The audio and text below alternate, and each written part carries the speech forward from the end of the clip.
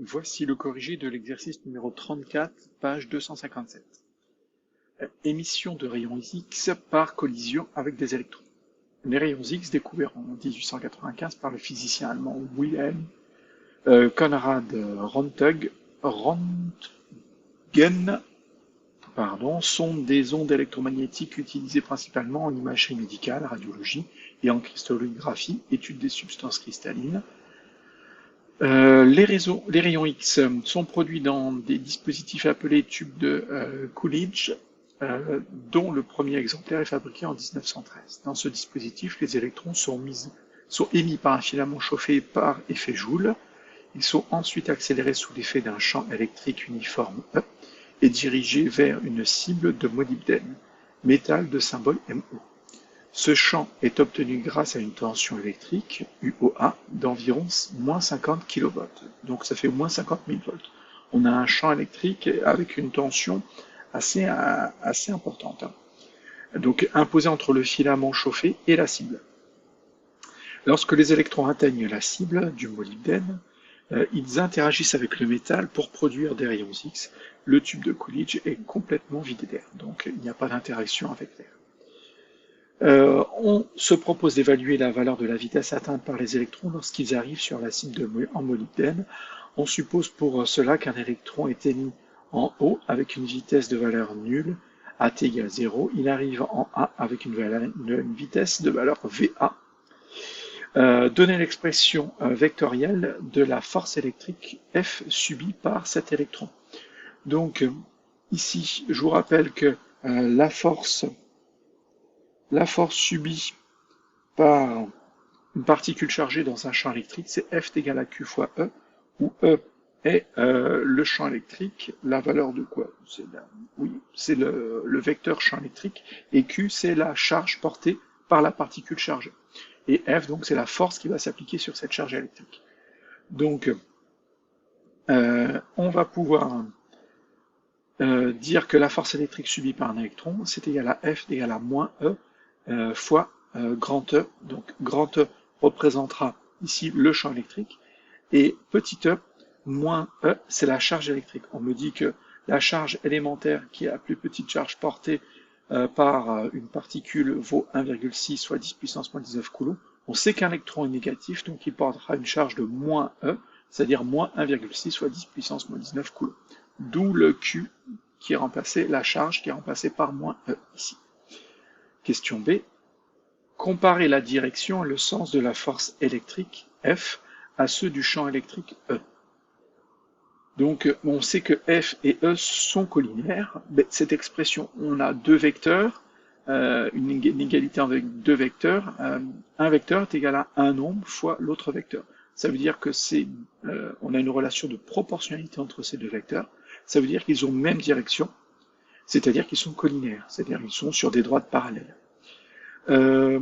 Ensuite, la charge d'un électron étant négative, ces deux vecteurs sont de sens opposé.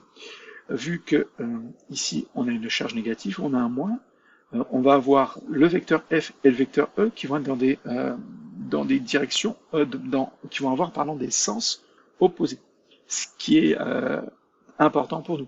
Vu que E était de droite à gauche, on veut que F soit de gauche à droite pour amener l'électron du filament il est émis ici sans vitesse initiale pour arriver au point A. Donc il faut bien une force qui soit de gauche à droite pour accélérer l'électron, qui, je vous rappelle, a une vitesse nulle au départ, et l'amener au point A. Donc E et F doivent bien avoir des sens opposés. Donc ils seront ici horizontaux avec des sens opposés. Question 2.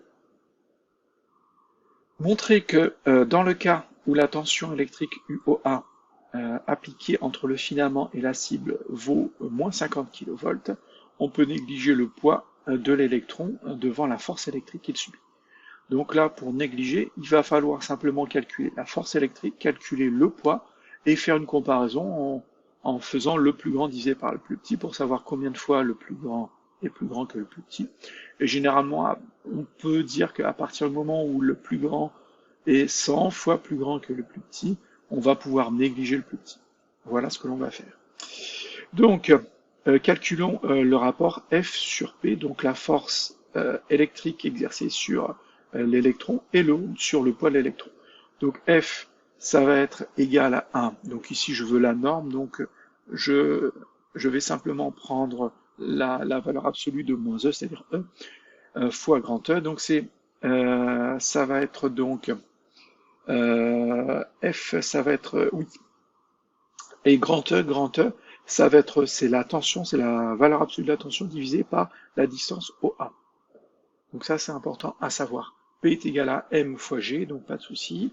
Donc F divisé par P, ça va être, E multiplié par UOA sur OA, divisé par ME fois G. Donc si on remplace, on a toutes les valeurs de tout ça. Donc attention, valeur absolue, le moins 50 devient plus 50, le moins 0,6 10 puissance moins 19 devient plus 1,6 10 puissance moins 19. La distance entre O et A nous est donnée, elle est donnée ici, OA, c'est 2 cm, qu'on doit replacer en mètres, donc ça fait 2,0 10 puissance moins 2 mètres. On a la masse d'un électron, qui nous est donnée ici, et on a G, l'intensité de champ de pesanteur, 9,81. Donc j'obtiens ici F sur P qui vaut 4,5 fois 10 puissance 16. Ça veut dire que F, la force électrique, est des milliards de fois plus grand que le poids.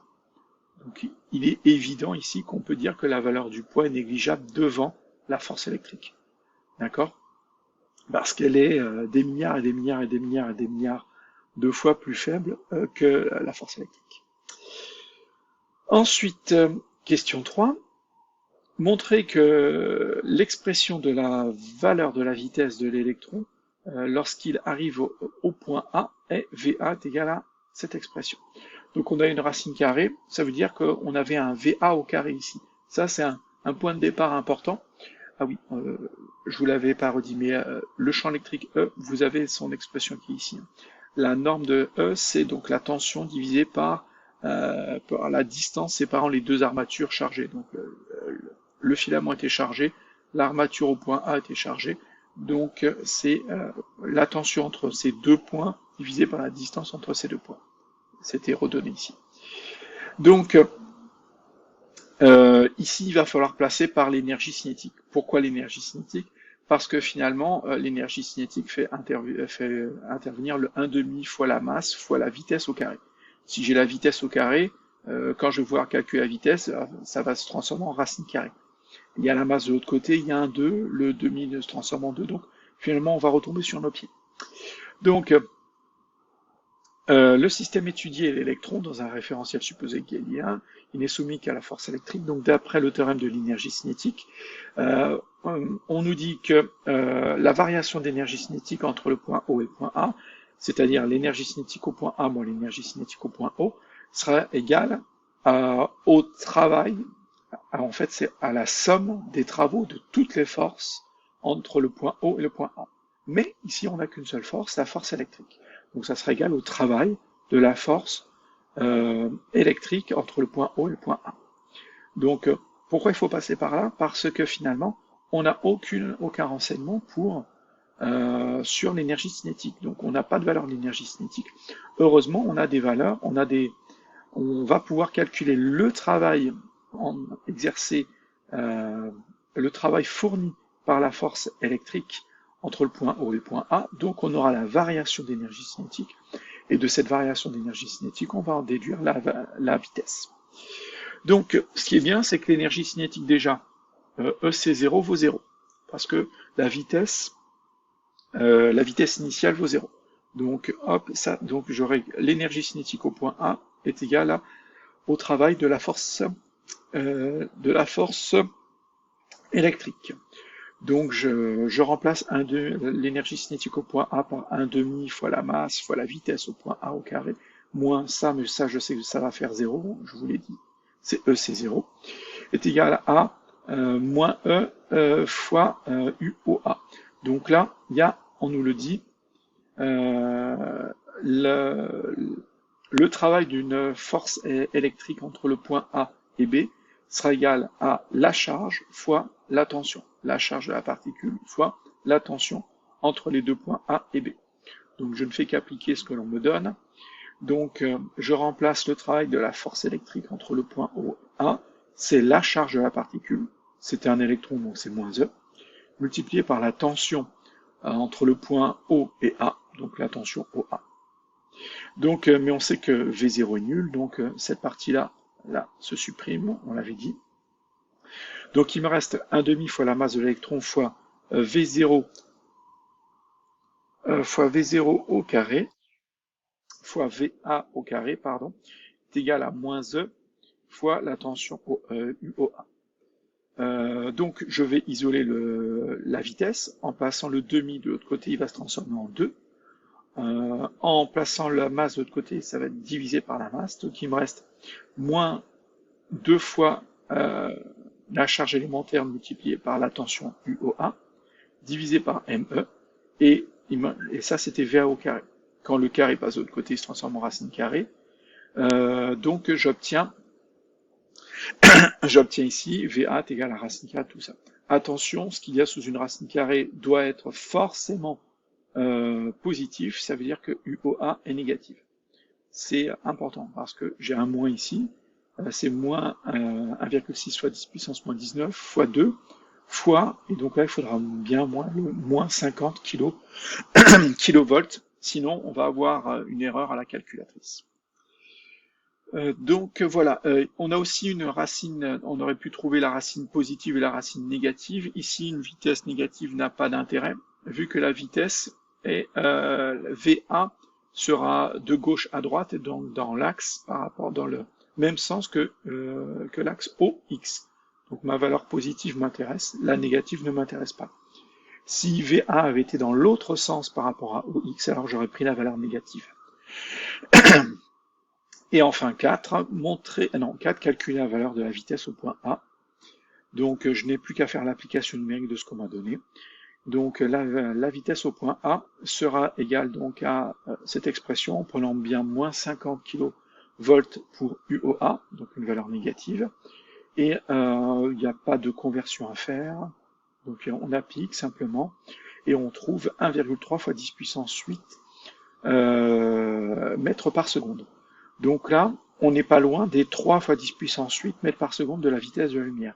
On est à un peu plus du tiers de la vitesse de la lumière. Donc on a quand même une vitesse de l'électron absolument importante. On part d'une vitesse nulle et en 20 cm, on arrive à l'accélérer et à l'électron et à lui donner une vitesse environ égale au tiers de la vitesse de la lumière. Donc ce n'est pas rien.